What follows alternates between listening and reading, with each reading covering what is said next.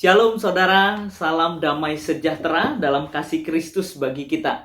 Jumpa kembali dengan saya Nur Fitriadin di channel Peace of Christ. Kiranya melalui video yang diunggah oleh channel ini boleh menjadi berkat bagi setiap kita.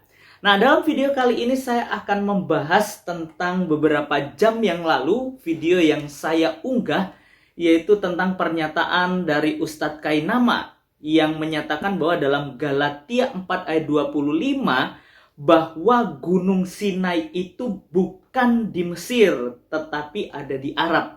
Nah, ada beberapa komentar dari netizen sekalian yang sudah ada ya di sini. Saya akan membacakan bagi kita semua komentar-komentar yang membutuhkan jawaban. Yang membutuhkan jawaban. Ya, yang pertama dari Rahel Pia Asaat. Wah, ini komentarnya. Yang saya tahu orang-orang Yahudi atau keluarga Nabi Abraham tidak datang ke Arab. Dan saya bingung kenapa ada makam Abraham dan tapak kaki Ismail, kalau tidak salah ya. Dan Ka'bah atau warisan Abraham.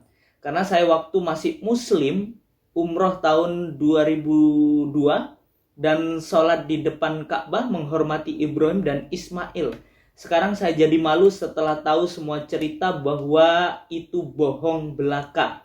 Puji Tuhan, saya sekarang percaya Tuhan Yesus Kristus. Wah, ini ya. Terima kasih komentarnya Rahel Pia Asaat. Kiranya boleh tetap hidup dalam anugerah Tuhan. Lalu ada juga yang komen Bumerang Dancer. Ya, moga-moga jamaahnya lebih bijak dan pandai dari ustadznya. Tapi paling tidak kan ustadznya tidak buta aksara. Lumayan. Maaf mau tanya, kalau perumpamaan ini maksudnya apa ya Pak Pendeta? Salam, Tuhan Yesus memberkati. Nah, ini yang akan saya jawab sebentar lagi. Saya terus akan bacakan dulu komen-komennya. Lalu dari Ali Chan. Mau tanya sama Pak Ustadz yang selalu cari-cari di Alkitabnya orang Kristen. Kalau gunung kembar di mana ya, Tato? Wah, ini tanya aja ke Ustadz ya, Pak Ali Chan. Bisa dijawab sama Ustadznya. Lalu Marcel Doman. Pendeta mualaf yang pindah Gunung Sinai ke Arab Saudi. Kasihan umat Islam yang mendengarnya dibodohi oleh pendeta mualaf. Lalu Antang Manari. Ngapain menyudutkan Kainama yang botol itu? Biarkan saja dengan kebotolannya. Nah, tentunya saya sudah menjawab di kolom komentar juga. Nah, menarik perhatian pertanyaan dari Bumerang Dancer ini. Bahwa apa sih maksudnya dari perumpamaan dalam Galatia pasalnya yang keempat ayat yang ke-25. Yaitu tentang Hagar adalah Gunung Sinai di tanah Arab. Nah, sebelum kita lanjut membahas video ini, kita akan simak setelah berikut ini.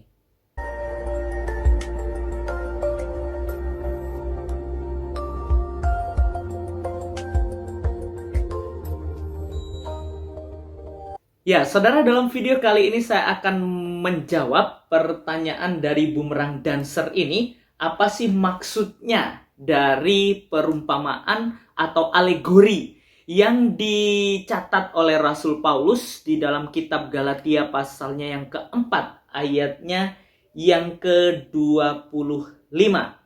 Nah, sebelum kita membahas jauh bagian ini, kita harus mengerti maksud Paulus menulis surat Galatia ini. Nah, mari kita perhatikan dalam pasal yang ketiga dan pasal yang keempat.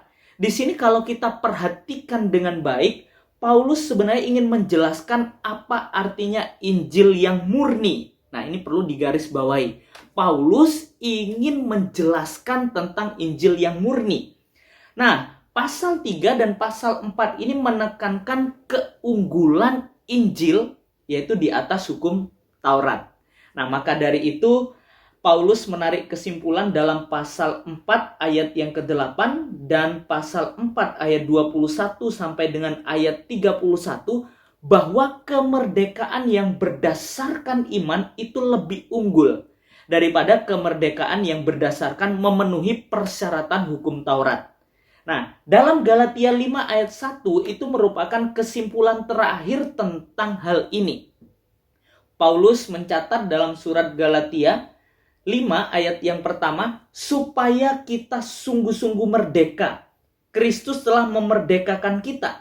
Karena itu berdirilah teguh dan jangan mau lagi dikenakan kuk perhambaan. Nah, jadi jelas ya saudara bahwa inti dari Paulus mencatat kitab Galatia ini, khususnya pasal 3 dan pasal 4, sebenarnya mau memberitakan Injil yang murni.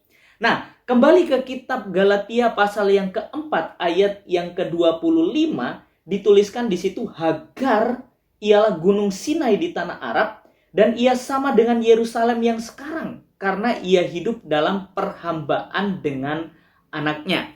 Nah, Paulus menggunakan kisah Hagar dan Sarah ini sebagai sebuah perumpamaan. Anak dari Hagar itu diperoleh dalam kedagingan karena keinginan manusia untuk memiliki keturunan. Sementara anak dari Sarah itu didapatkan semata-mata karena janji, karena semula Sarah itu adalah mandul. Perhatikan dalam ayat yang ke-23.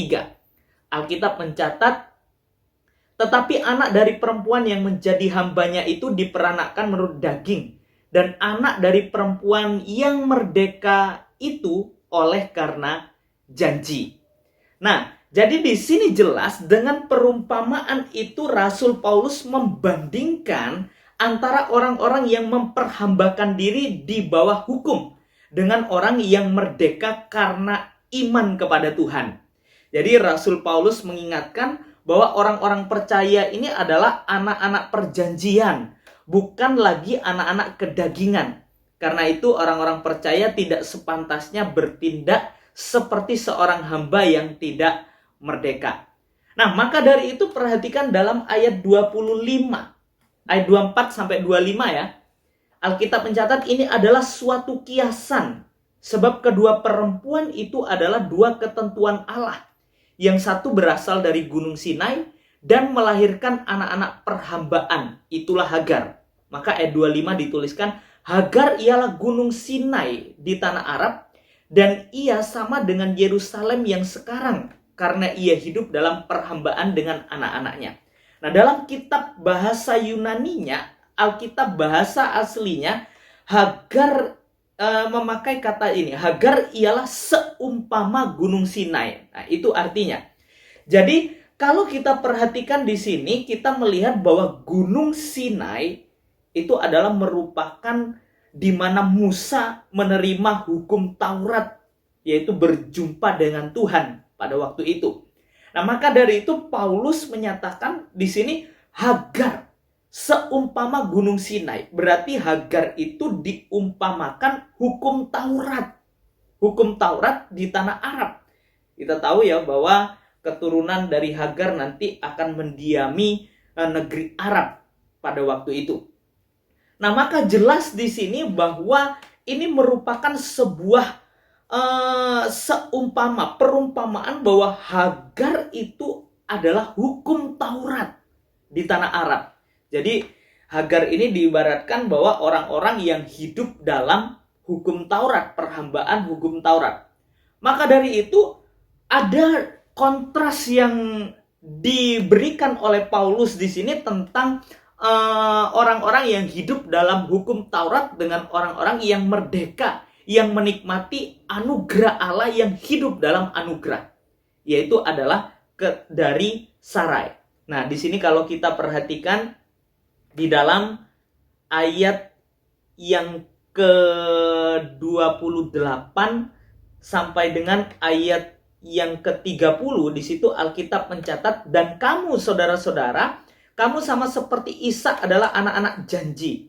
Tetapi seperti dahulu dia yang diperanakkan menurut daging, menganiaya yang diperanakkan menurut roh. Demikian juga sekarang ini. Tetapi apa kata nas kitab suci? Usirlah hamba perempuan itu beserta anaknya. Sebab anak hamba perempuan itu tidak akan menjadi ahli waris bersama-sama dengan anak perempuan merdeka itu. Nah, perhatikan. Intinya di dalam ayat 31. Karena itu saudara-saudara, kita bukanlah anak-anak hamba perempuan, melainkan anak-anak perempuan merdeka. Jadi jelas ya di sini ini adalah sebuah alegori yang dituliskan oleh Rasul Paulus dengan mengambil kisah Hagar dan Sarah. Maka itu jelas ya, kita ini sudah hidup di dalam anugerah, maka jangan lagi kita hidup seperti orang-orang yang hidup dalam hukum Taurat, tapi kita ini adalah orang-orang yang merdeka. Itulah maksud dari ayat ini. Ya, kiranya dapat menjawab pertanyaan dari bumerang dancer ini ya. Kiranya boleh menjadi berkat bagi kita semua dan dapat membukakan wawasan kita untuk berpikir benar dan hidup dalam kebenaran. Tuhan Yesus memberkati. Selamat beraktivitas. God bless you.